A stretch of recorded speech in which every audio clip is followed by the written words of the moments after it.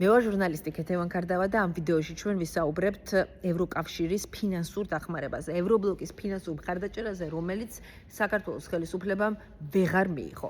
მანამდე ვიდრე კრიზისულ ეტაპზე გადავიდოდა ურთიერთობები, საქართველოსთან პოლიტიკური დიალოგი დაქვეითდებოდა და ევროინტეგრაციის პროცესი შეჩერდებოდა, საქართველოს ხელისუფლება ამ დახმარებას იღებდა მთავრობა ბიუჯეტის გასაძლიერებლად, ყოველწლიურად ევროკომისიის მონაცემებით თანხა შეადგენდა 85 მილიონ ევროს.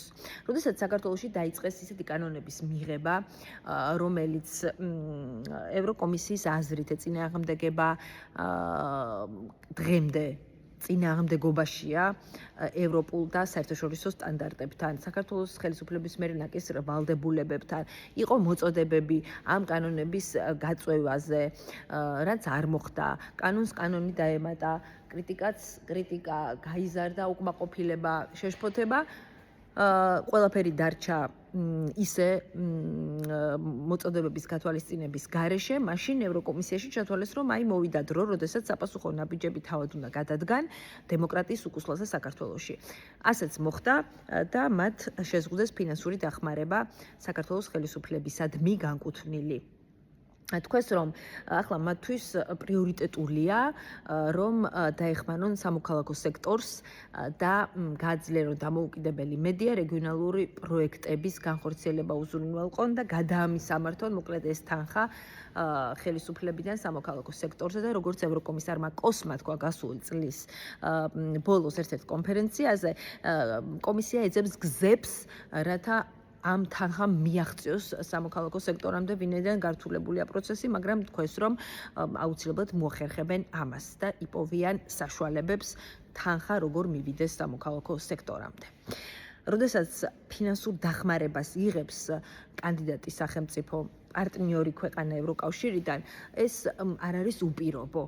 დაფუძნებულია გარკვეულ პირობებზე და უმთავრესი მათგან არის პარტნიორ სახელმწიფოში დემოკრატიული ინსტიტუტები, ეფექტიანი ინსტიტუტები, კანონის უზენაესობის და ადამიანის უფლებების პატივისცემა. ეს როდესაც არ ხდება, მაშინ უკვე კითხვებია კომისიაში იმის შესახებ, დახმარება ფინანსური გააგრძელონ თუ არა.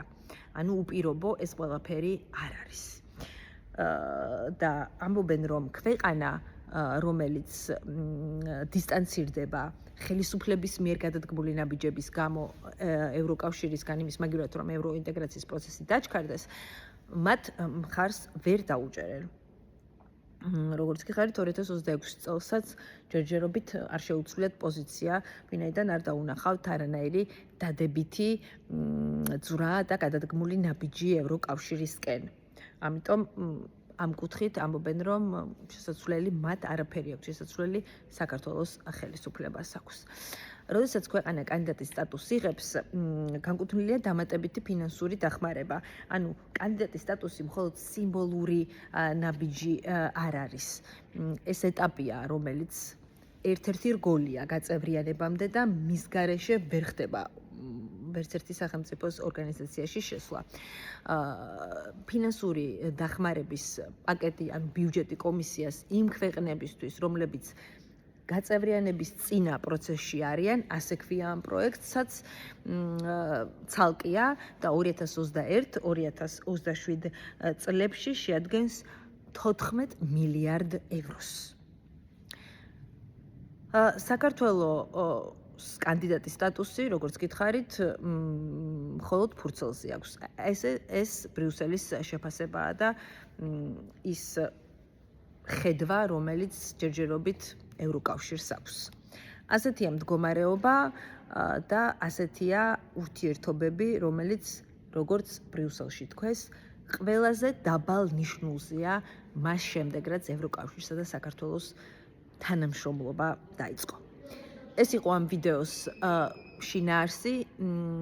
ჩვენ შევხვდებით ძალიან მალე. დიდი მადლობა, რომ მიყურეთ, მომისმინეთ. ნახვამდის და დროებით.